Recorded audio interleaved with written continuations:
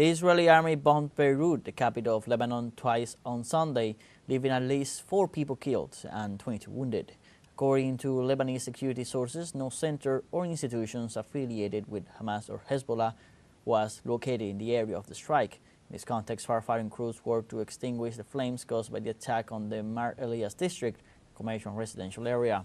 This is the first attack since October 8, 2023, against this area in the Lebanese capital. Likewise, the Lebanese Ministry of Education announced the closure of schools as a security measure.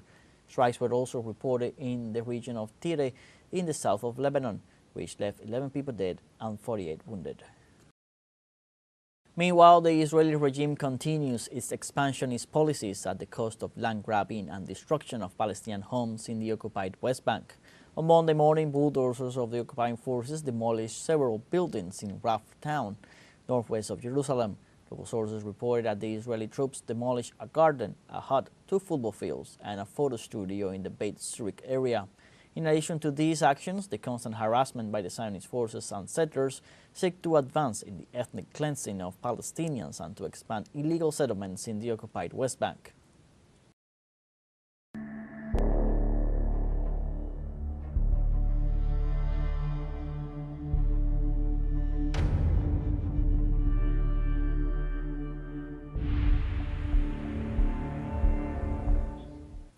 Palestine-Israel genocide in the Gaza Strip continues after 408 consecutive days, killing nearly 44,000 Palestinians.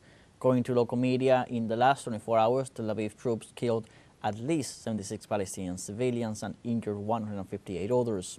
The Gaza Health Ministry warns that these figures could be even higher, as many of the victims remain under rubble that could not be removed. The local health authorities confirmed that the number of Palestinians killed by Israel since October 7, 2023 stands at more than 43,922 victims, while 103,898 people have been injured. In Uruguay, presidential candidates participated in a debate prior to the presidential runoff next Sunday, November 24th. The debate between the Frente Amplio candidate, Yamandu Orsi, and the representative of the Partido Nacional, Alvaro Delgado, lasted 90 minutes. According to the information, the contest was broadcasted on radio and television and was divided into 3 blocks. During the event, the candidates discussed topics related to human development, housing, health, sports, culture, disability, security, education, and labor. According to the latest polls, the broad front candidate has an advantage of between 2 and 4 percentage points in voting preference among Uruguayan citizens. In Brazil, the G20 summit kicked off amid international divisions due to sanction policies, Israeli aggressions in the Middle East, and the climate crisis.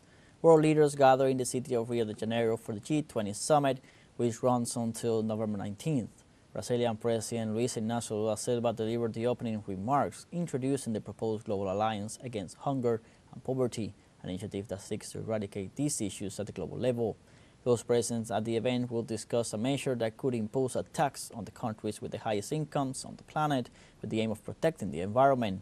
They are also expected to discuss global conflicts, among them the Israeli aggression against Gaza. And U.S. President Joe Biden in Rio de Janeiro to participate in the G20 summit.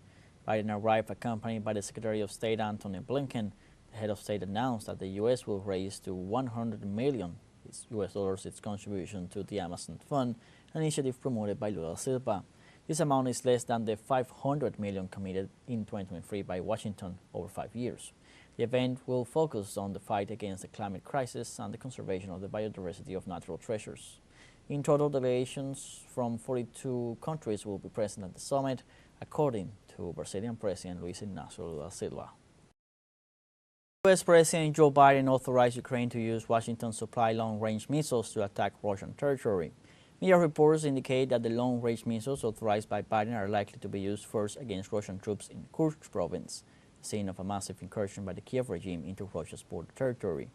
In this context, the British Royal Air Force reported that the United Kingdom and France also approved the use of Storm Shadow Scalp missiles with a range of up to 560 kilometers.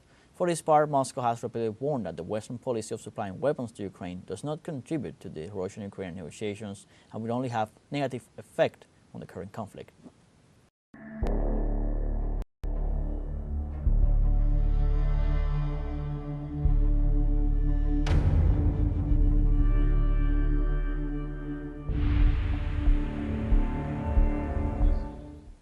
The Israeli army bombed Beirut, the capital of Lebanon,